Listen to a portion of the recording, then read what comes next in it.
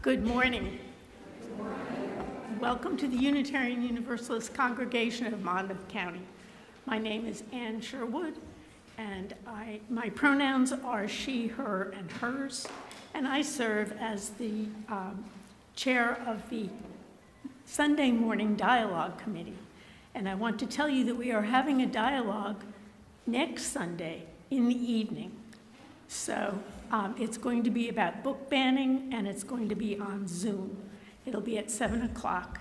And so this all just came together yesterday, so we'll be sending it out, the information, shortly.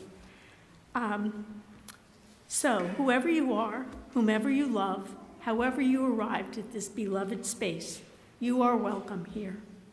Our mission is to create community, transform ourselves, and transform the world. I draw your attention to the backside of your orders of service for announcements and service information for next week. For those on the live stream and for video viewers, the order of service link is available to you in the YouTube service description box. And Ellen, I think maybe I just gave away your announcement.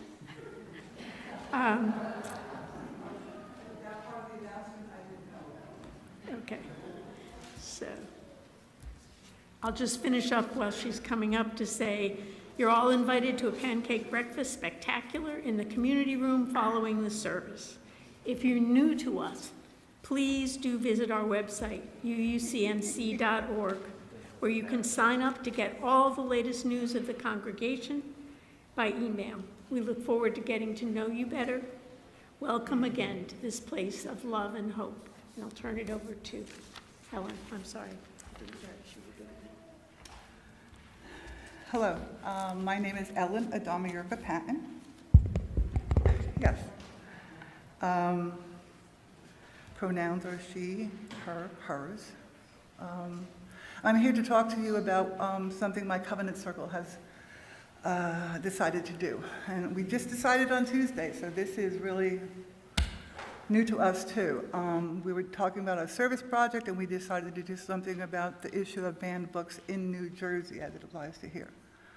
And what we learned, because some of us were pretty uninformed about this, is that there is a hearing occurring on March 14th in the State House in committee.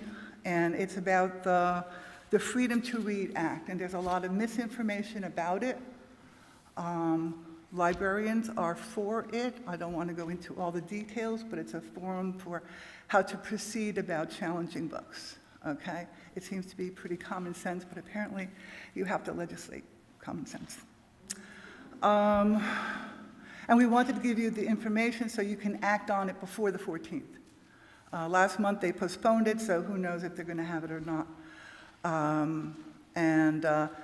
Angie Morfogen, with the help of Reverend Rosemary Newberry, did an incredible job in this time to put together a fact sheet, and we're sharing the table with the gift card people. Please take a flyer. There's a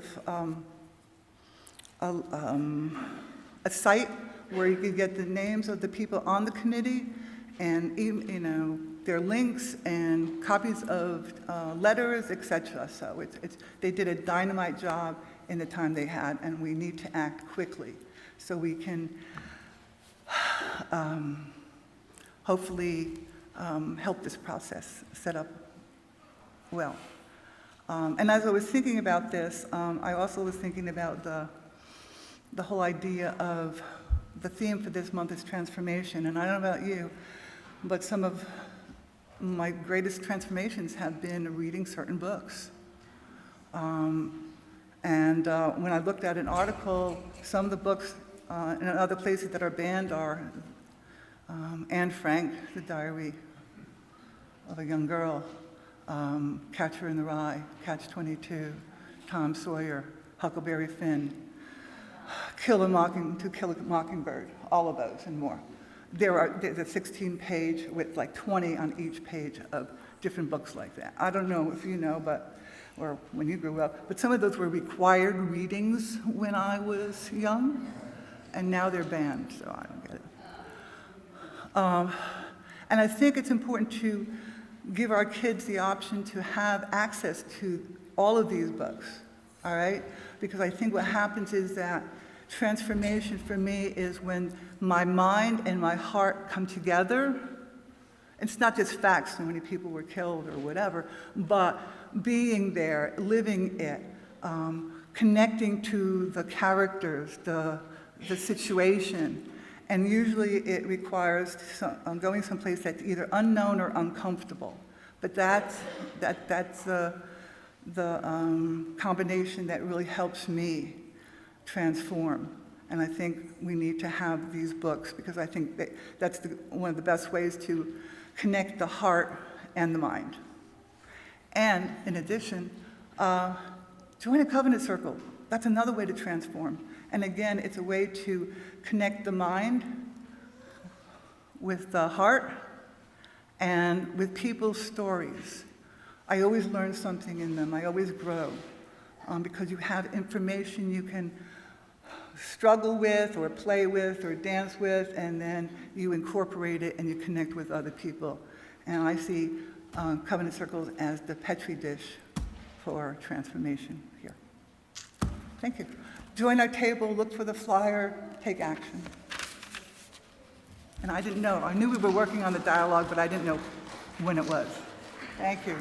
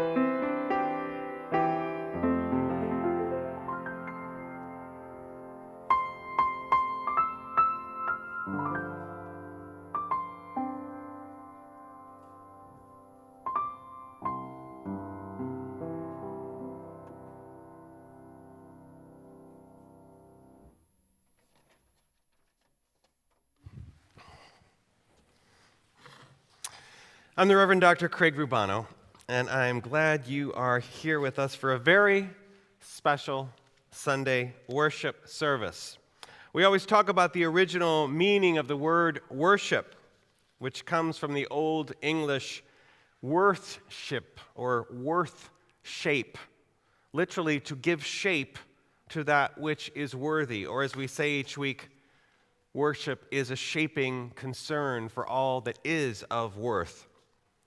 That shaping is what I want to emphasize this morning. For today, we not only enter a month in which our theme will be transformation, but we launch our shaping of the upcoming fiscal year beginning July 1st. In Unitarian Universalism, every congregation is a separate entity, working in association with others, but completely self-supported and governed by its members. The members of UUCMC give shape to its hopefully worthy trajectory. The theme for this fiscal year has been a new chapter as we installed a new settled minister, emerged from the pandemic, gave birth to a multi-platform, technologically sound congregational presence, updated our bylaws, are in the process of updating our policy manual, our personnel manual, our mission and vision statements. It has been and continues to be a time of renewal. For the upcoming year, our theme will be Seeds of Love. There's perhaps nothing more emblematic of transformation than seeds. But seeds, like congregations, do not transform alone. They require the sunshine of our lives, the rain and nutrients of our talents, time and treasure, and the skill and dedication of our gardening love. May we be worthy shapers of our future as we transform ourselves and our world together. All things grow with love. Our call to worship comes to us from the Reverend Dr. David Breeden, Senior Minister of the First Unitarian Society in Minneapolis, Minnesota. Welcome to this place where certainty transforms to questions. This place that takes what is and imagines what can be. Welcome to this space where what was fixed begins to shift, where rigidity embraces unfolding, as we join in the dance of transformation. Welcome to this moment of change, where together we transfigure and transcend. Come, let us worship together. Each week we light a flame in a chalice to symbolize the sacred space we create by our gathering with principled intention. I invite Joe and Allison Donahue to light our chalice flame this morning.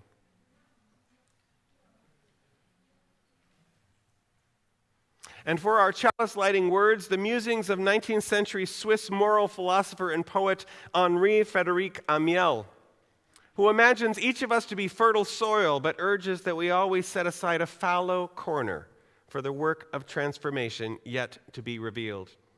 He writes, "Let mystery have its place in you. Do not be always turning up your whole soil with the plowshare of self-examination, but leave a little fallow corner in your heart, ready for any seed the winds may bring, and reserve a nook of shadow for the passing bird. Keep a place in your heart for the unexpected guests, an altar for an unknown God." Thank you, Joe and Allison. March is also Women's History Month, something we will put front and center the next 2 Sundays. You'll note a new installation of art done by the women of this congregation. We will be celebrating that also next Sunday. But thank you to Angie Morfogan and the Aesthetics Committee. Our opening hymn this morning was written by Carolyn McDade. Many know her name as the author of Spirit of Life. She is also one of the co-creators of the Water Communion Ceremony. part of 1970s and 80s activism within the UU Association of Congregations to make room for and to venerate women's spirituality, something our opening hymn describes as a union with the flowing ebb of the universe, of which we are a part. On this morning of celebrating our UUCMC garden and our seeds of love, let us listen to powerful words of inspiration. Wondrous our faith settles deep in the earth, rising green to bring a new day. I invite us to rise in body and spirit to sing number 1068 in our teal hymnals and on the screens, Rising Green.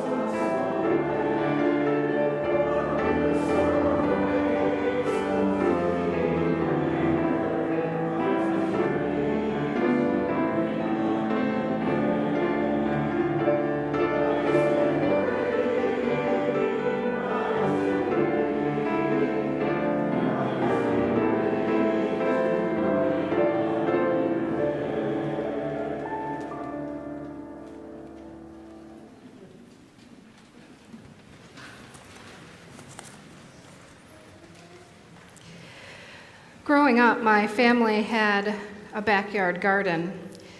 Some of my favorite childhood memories are preparing the soil, planting and tending. It took all of us. The reward was sweet. More tomatoes, fruits, and veggies than we could eat. And the best part, doing it together and sharing our bounty with the neighbors. There's a lot that goes into growing a garden, some things seen and some unseen. Let's take a peek inside the story In a Garden by Tim McCanna to see just how a garden grows. In a garden on a hill, sparrows chirp and crickets trill. In the earth, a single seed sits beside a millipede. Worms and termites dig and toil, moving through the garden soil. Then at last, a tiny shoot, ever slowly, forms a root. In a garden, day by day, newborn flowers find their way. Sunlight warms the morning air. Dewdrops shimmer here and there. Earwigs scuttle, beetles scurry. Roly-polies scoot and worry. Sleepy slugs and garden snails leave behind their silver trails.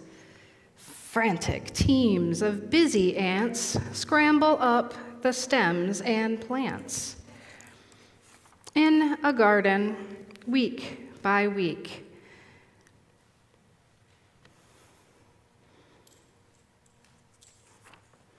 got ahead of myself. In a garden, week by week, little creatures hunt and squeak.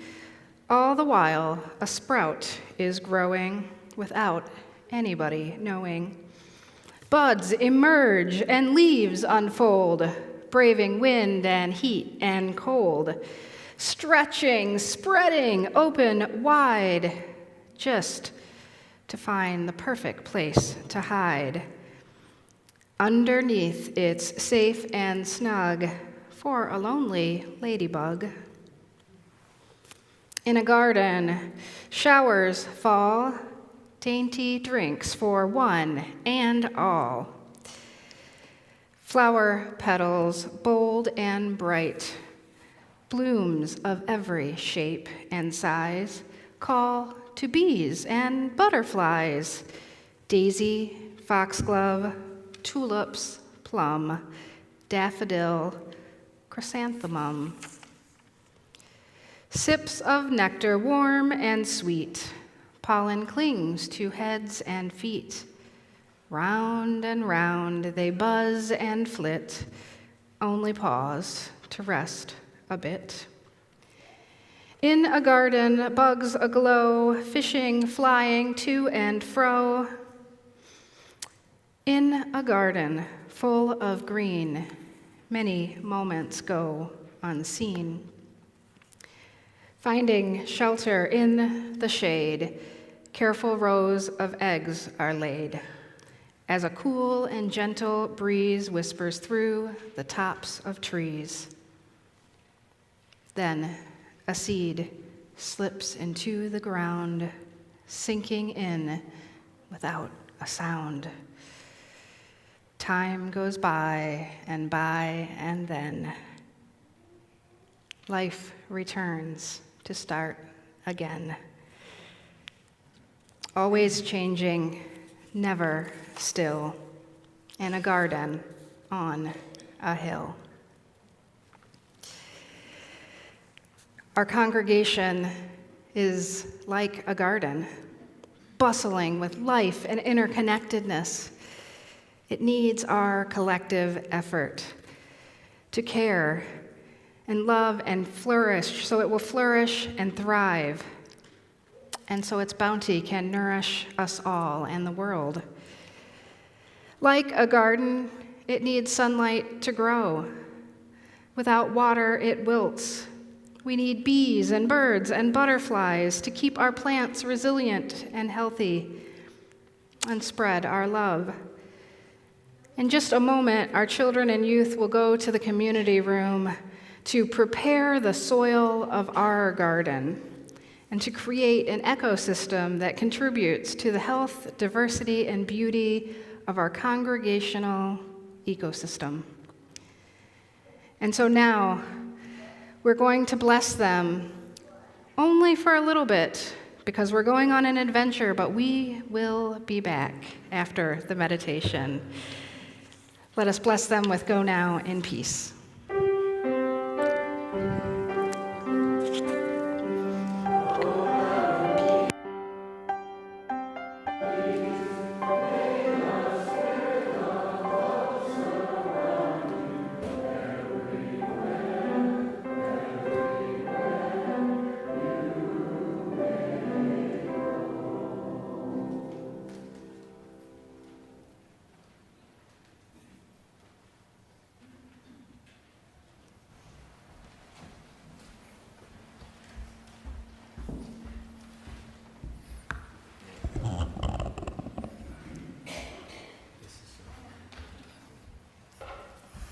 Just as a footnote, Elizabeth and I worked together at Brookdale, and I had absolutely no idea that she's a UU.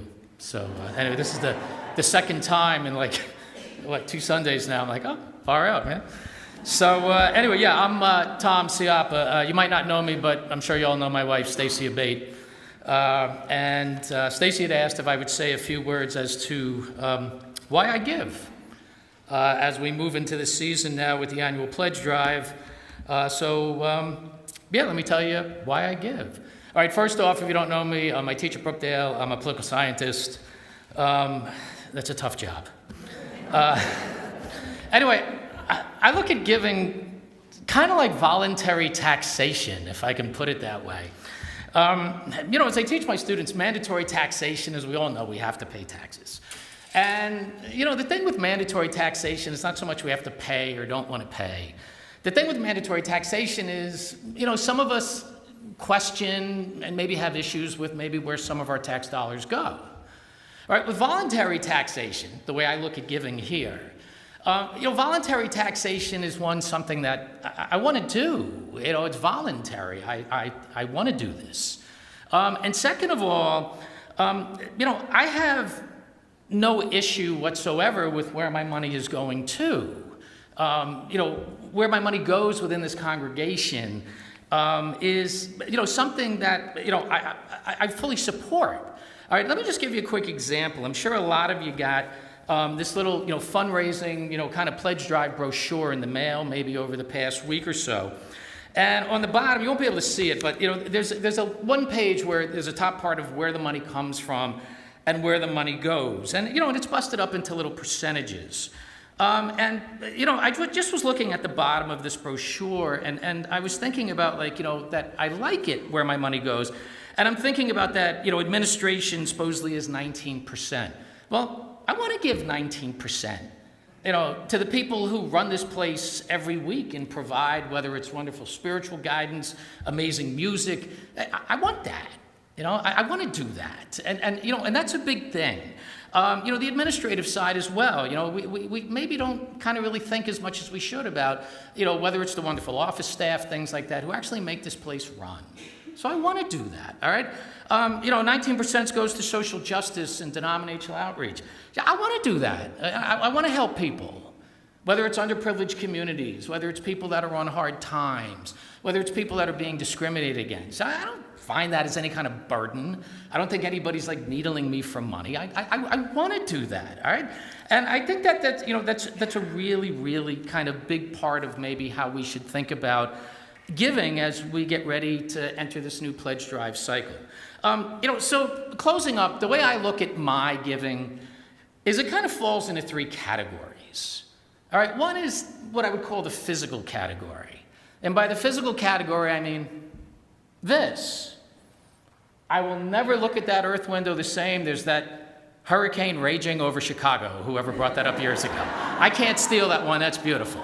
All right, the community room, where we're all going to be eating pancakes in a while. I would argue that the community room is probably the heartbeat of this place. My emotional side, I'd put that in a category 2, and that's what I was just saying about that. I want to help people, and most definitely I want to help people that are underserved, or maybe are falling on hard times, or worse in the times in which we live today. And my job, I deal with this all the time. Just all the hatred that's out there. I want to fight against that. I'm not okay with that. So I want my money to go there. And then third, I would call my spiritual side. And look, I'll be honest with you all. I'm not a spiritual person. But I can tell you, when the candlelight service goes down on Christmas Eve, and Craig is belting out All Holy Night, and Elaine's laying it down on the organ, man. Oh, holy. I go someplace that I usually don't go the rest of the year, And I am just a spiritual and emotional mess, and I'm crying. I'm like, praise whatever is out there. All right, so that's why I give. I want to give. And I would encourage that you want to give too. Thank you.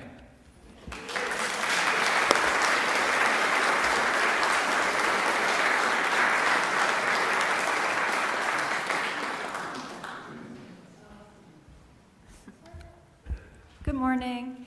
I'm Elizabeth Ettram, and yes, we just made this connection a couple weeks ago. It's funny.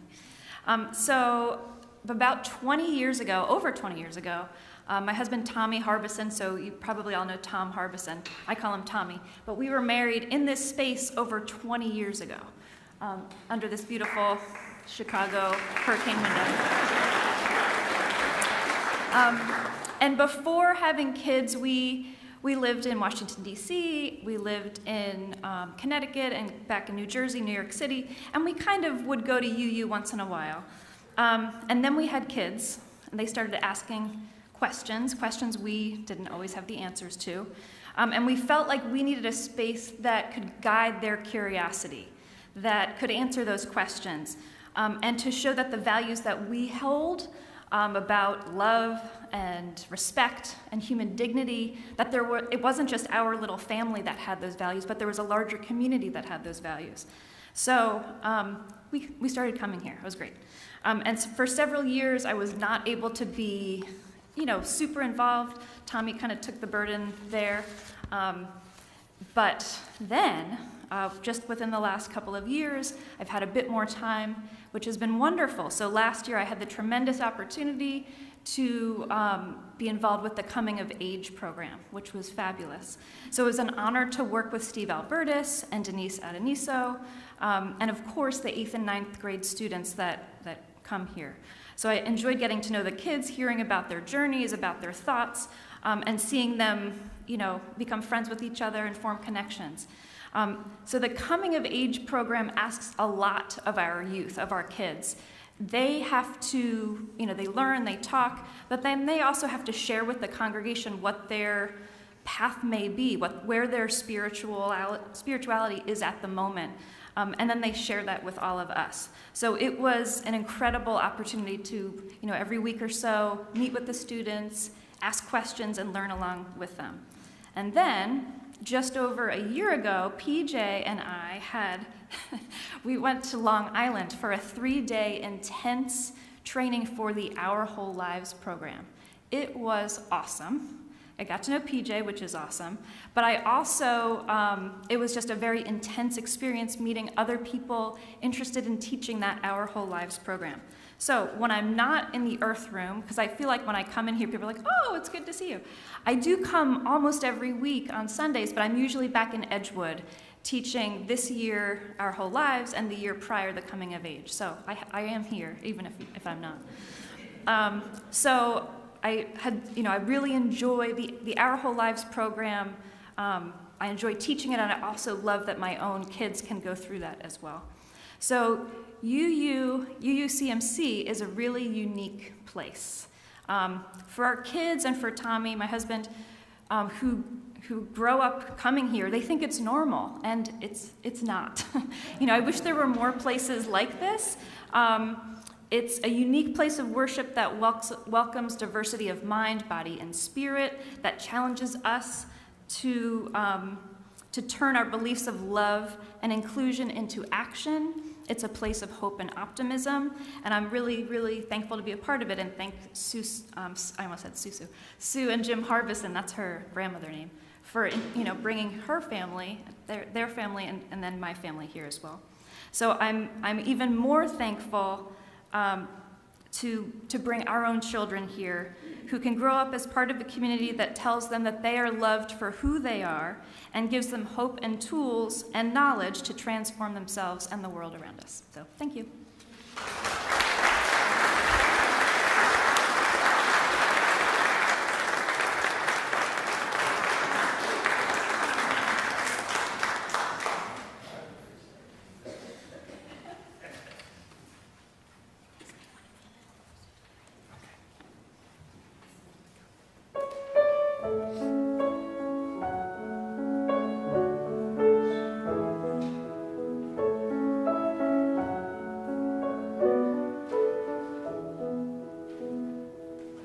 Perhaps love is like a resting place, a shelter from the storm. It exists to give you comfort, it is there to keep you warm. And in those times of trouble, when you are most alone, the memory of love will bring you home. Perhaps love is like a window, perhaps an open door. It invites you to come closer. It wants to show you more. And even if you lose yourself and don't know what to do, the memory of love will see you through. Oh, love to some is like a cloud, to some is strong as steel. For some a way of living, for some a way to feel. And some say love is holding on, and some say letting go. And some say love is everything, some say I don't know. Perhaps love is like the ocean, full of conflict, full of pain, like a fire when it's cold outside, thunder when it rains. If I should live forever and all my dreams come true, my memories of love will be of you.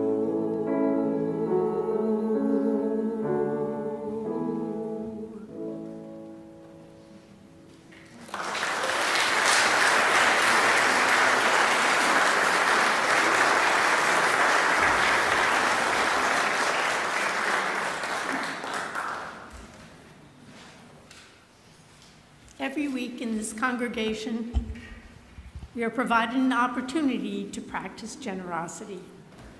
This is your invitation to contribute to the well-being of our congregation and to our social justice partners throughout through the good works of organizations which receive half the monies collected each month.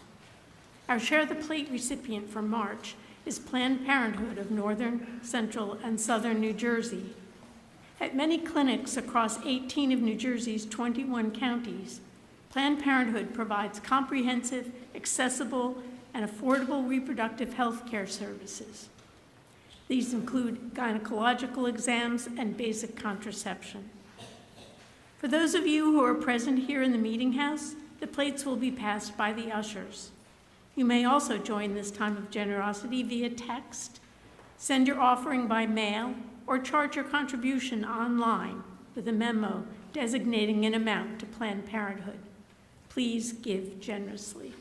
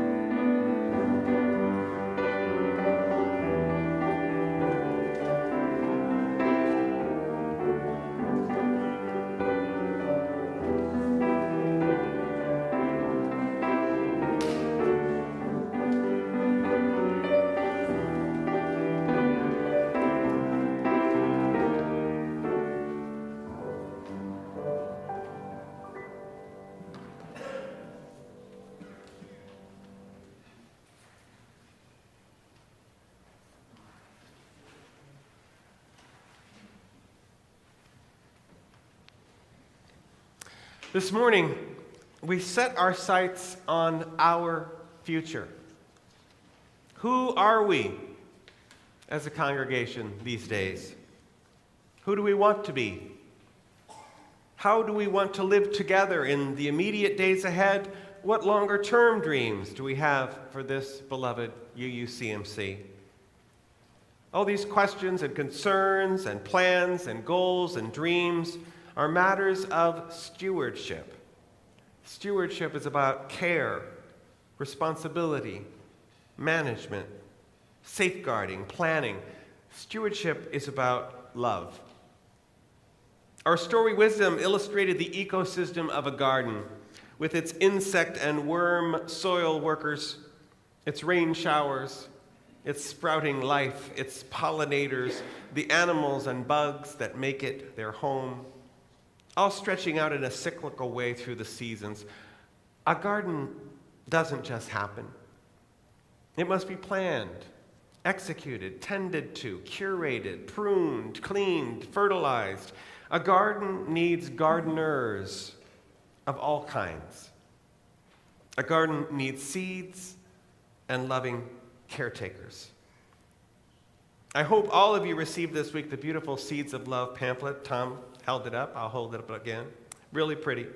For the upcoming fiscal year 2024-25. If you didn't get one or want another copy, they're out on the table in the front in the foyer. In it, you'll find visioning language and budget allocation information, along with our central values, beginning with care for our infrastructure and fair compensation and benefits for our staff, and leading to excellence in programming, worship, outreach, digital and multi-platform communication, education, social justice, caring, as well as the socializing and fellowship that we've all come to expect and associate with UUCMC. Unlike most non-UU religious organizations, our members and friends are this place. You own this physical plant. You create the magic that occurs both here and outside these walls. And you members make the decisions that govern the stewardship of what we create and maintain and grow over the years. It takes all of us to wield that power of we that makes UUCMC UUCMC. It takes our time, our talent, and our treasure to make it happen. Time and talent are crucial, and we have yet to return to pre-pandemic levels of congregational involvement in this community's maintenance. We need all of our help. We need more of you to take turns being ushers so that we can keep our garden in order, ensure that everyone has the materials they need, and get accurate counts both of attendance and of our Share the Plate donations. We need more greeters so that visitors can be welcomed to our garden, given current information on who we are so that their contact information can be recorded. Community life needs our ongoing help for coffee hours, rite of passage receptions, and kitchen maintenance. We have no public information committee in place. How can anyone know what we do if there's no way of telling them? We need help getting the word out so that we might be a presence in the larger community and the world. We have no social justice coalition chair. So many ask me, what are we doing about this or that in the world? How are we demonstrating our values in the public square? And the answer, and sometimes I say it a little nicer than this, you are the we. There's nothing we can't do if we do them. Anything anyone wants to champion in this congregation, there are people who will get behind you. Lately on our UU Faith Movement, we've been talking about a new way of conceptualizing our values with love at the center. We know that all things grow with love, but there have to be people to provide that love where it is so desperately needed. Love doesn't just happen. A garden with a shortage of gardening care becomes overrun with weeds or starved of nutrients. Of course, along with time and talent, also crucial is our treasure. There is no top-down money coming to us from the government or from the UU Association. In fact, it is we who send money to the UUA, not the other way around. We do have some rental income, and hopefully more of that will come back, but members and friends of this congregation are the source of 80% of every dollar we spend. 80%. And we know the price of everything is going up. I feel like sometimes there's a reticence to speak about the bare bones fact of life that UUCMC can't be UUCMC without money. Tom, you got to start it. Just as with our time and talent, money is a precious way to articulate our values. We can model the use of money as a means of transformation and growth, both physically and spiritually. When we use our money to express our humanity, the result is healing in our worlds and in ourselves. Our highest commitments to life, to the earth, to our fellow beings can be harnessed to the way we spend our money. Money can be the companion to the work of our hearts when we align our money decisions with our core values and our highest commitments. Money, seen as our values in action, causes shifts not only in our behavior, what we do with our money, but also in how we feel about money, about our lives, about ourselves. We come to know ourselves not for what we have had or own, but for what we give.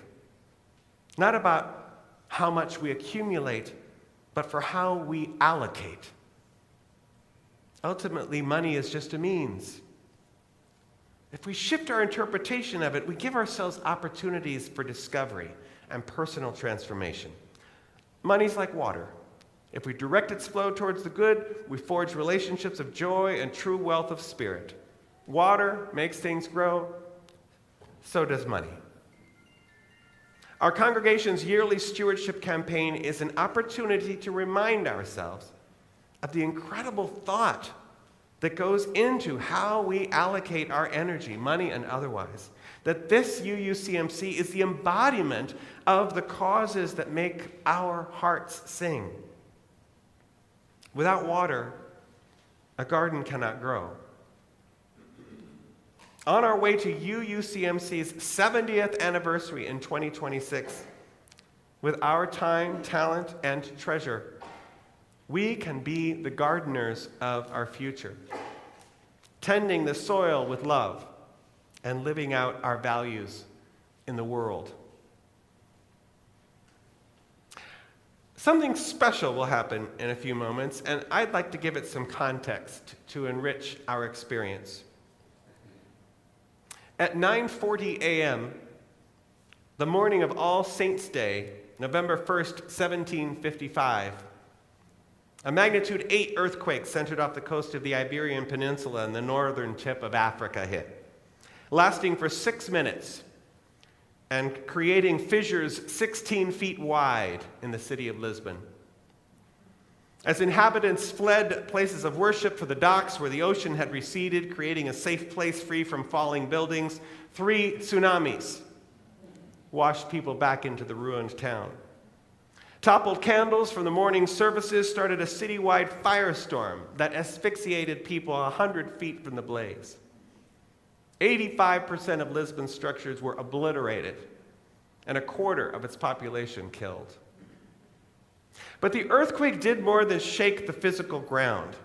It shook the worldwide ground of a philosophical and religious stance that posited a benevolent God taking care of God's people in the best of all possible worlds. It spurred a more felt notion that people needed to care for people, that it takes courage and love to live faithfully alongside one's values. The world has never been the same since that moment in 1755. And in the earthquake's wake, the French philosopher, historian, and satirist Voltaire wrote his masterpiece, Candide, or All for the Best. In the satire, Candide and Cunegonde live in an Edenic paradise, learning at the feet of their master Pangloss, who's a stand-in for the Enlightenment philosopher Leibniz, who had argued whatever is right. A view that invariably God gives us blessings, sometimes in disguise, but always providentially. For if God is all-knowing and omnipotent and created this world, when God could have created any world of God's choosing, this de facto must be the best of all possible worlds. But as Candide and Cunegonde travel the world, they are shaken to discover the pain and suffering all around them, including their being present at the Lisbon earthquake itself. By the novel's end, having survived all manner of horror, the two conclude that many things are beyond knowing, but that at least the obligation of humanity is to cultivate its own garden. Each person using their particular talents to transform themselves and their world through communal work. It is, they now realize, largely up to them to create any Eden-like reality. They must forge a heaven on this earth. They are the gardeners of their future. The picaresque novel is in deep resonance with the Unitarian Universalist notion of building the beloved community right here, right now. All things grow with love. In December 1956, Leonard Bernstein's operetta, based on Voltaire's satire, opened on Broadway. The finale of Candide has become one of the most beloved choral compositions of the 20th century. And when the stewardship team developed the Seeds of Love theme for the upcoming fiscal year, I knew right away what I dreamed of. I immediately got a hold of Louise and asked tentatively if she thought it might be possible, given our, choir size and experience, to gift us with Make Our Garden Grow. I'm so thrilled that she and the UU singers, along with a bevy of friends, along for this musical ride, will inspire our giving, our pledges to support this community we love so much, this congregational garden, with Bernstein's beloved composition. After Candide and Cunegonde sing to one another about the foolishness of their searches for perfection, they settle into the reality that the future is in their own hands, that it will take the work of their hands, that any attempt to make sense of this world will have to come from working it out as a team. And they then sing together, "Let dreamers dream what worlds they please.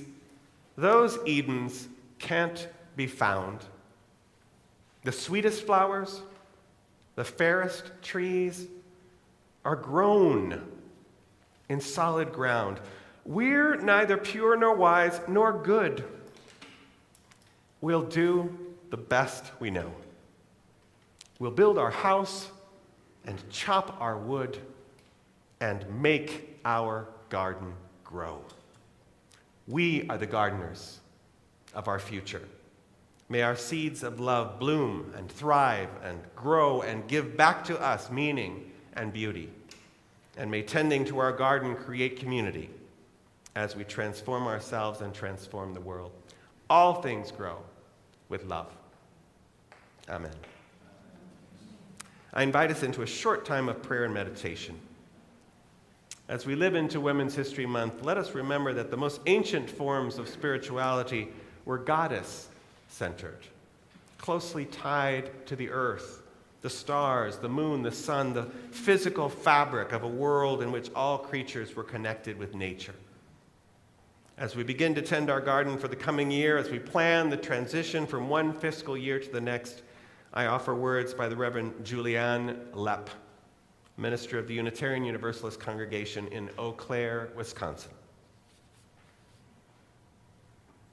Dear Goddess, Mother, Source, your womb is all of creation. Your love is mother's milk. Please grant us support during this transition. Please help us move through this next stage. Please carry us in arms of support, grace, and love, so that we may bring new life to this ministry, so that we may grow as a community, so that we may birth a whole new way of being together. We ask this in your holy and sacred name. Amen. All right, go ahead and open it. All right, let's let the garden go first. Let them go first, go ahead. And then we'll follow behind them. All right, go ahead. Everybody to the front.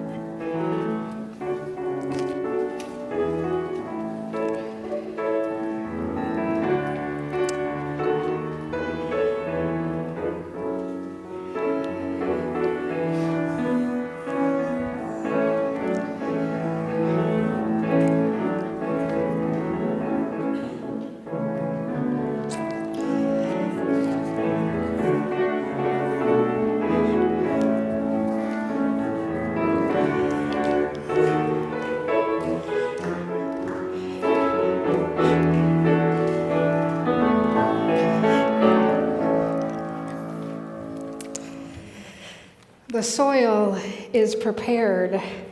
Our garden is ready. During our time together in the room next door, we created this mural with a garden, and we have the sky and the sun and the birds, and we need everybody here to contribute to it. When we go to the community room for the pancake breakfast, in the back of the room, you'll see the mural. We'll add the green part. There's something for all of you. Please go back and add the birds and the rain and the butterflies, and I'm missing one. The ants? There's no ants, I'm sorry. The bees, we need the bees and the butterflies and the birds. And for you today, we have seeds of love from us to you, to take them home and to grow them. We have enough for at least one per family. The kids are going to pass those out now. You ready? We're going to pass them out. Go ahead.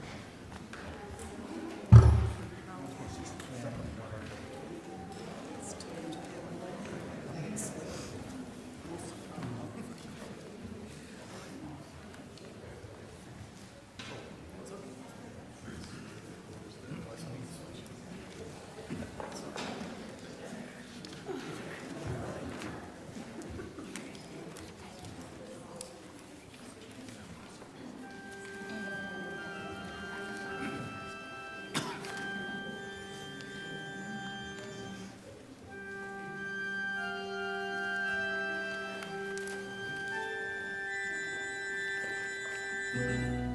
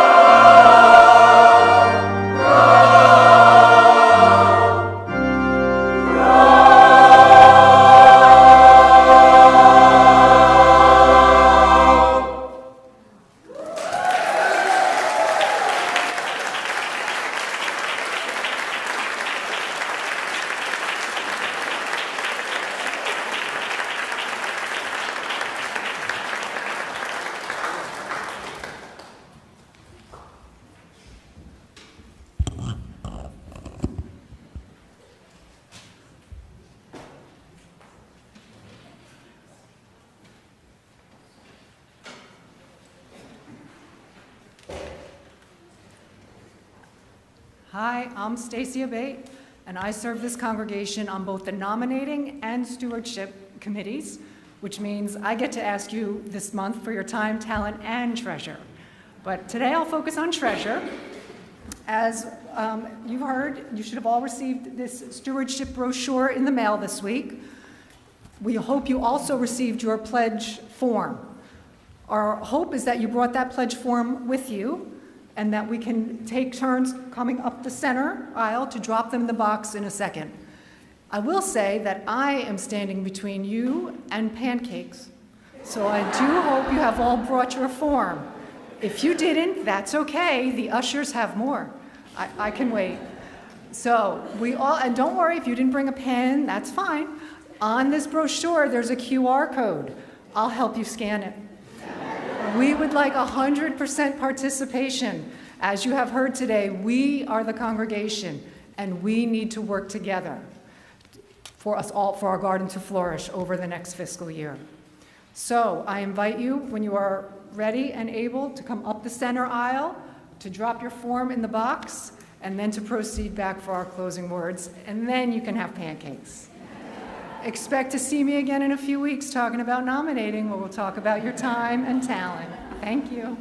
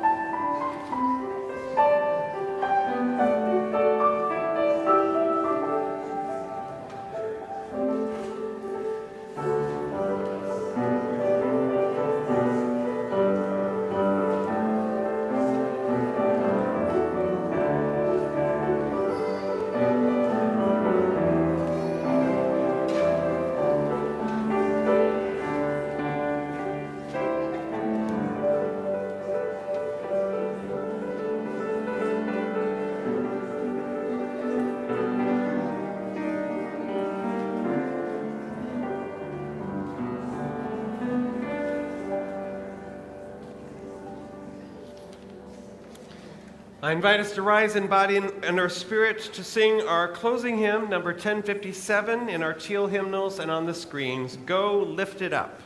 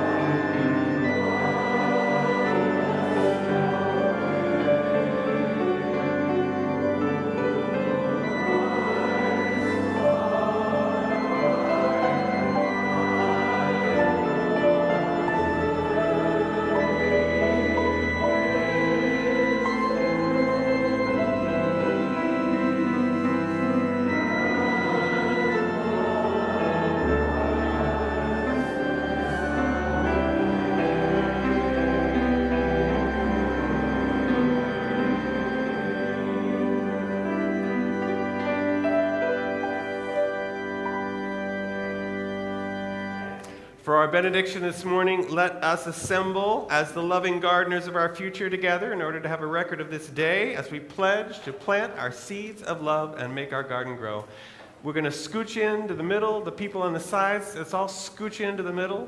The photo will be taken from here. Kids can come up front so you can be seen if you want. Paul Newland will be our photographer.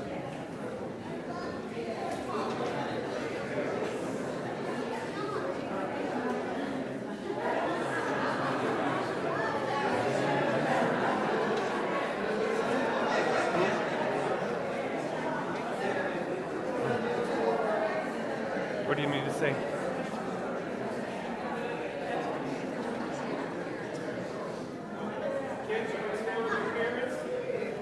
Kids, you can stand with your parents, or you can stand in the front if you want. It's up to you. We'd love to see you. Everybody into the middle section. Paul will let us know when he's ready. Okay, we're getting into the middle section.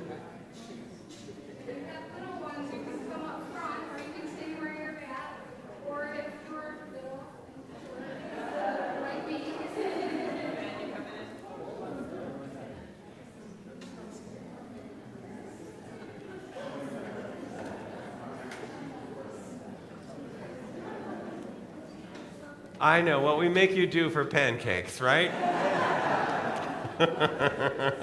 By the way, our deep, deep thanks go to Molly Walker and Rick Goldberg for spearheading.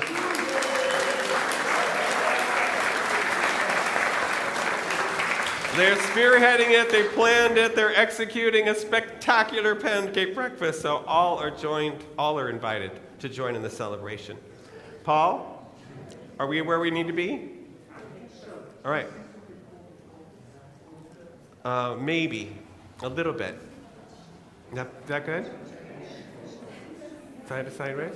Is that good? All right.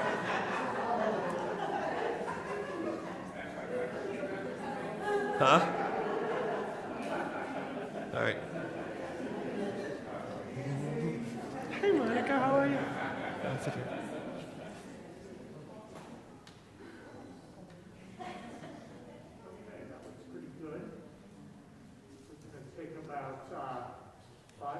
Smile. Until you never count, I always count. So it's going to happen on 3. So 1, 2, 3. 1, 2, 3.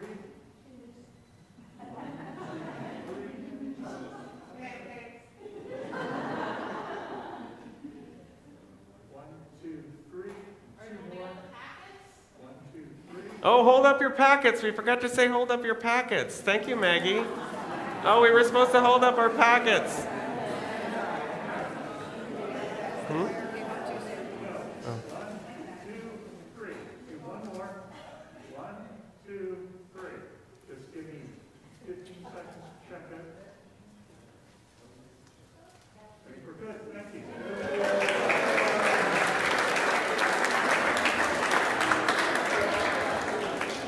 All right. We'll see you.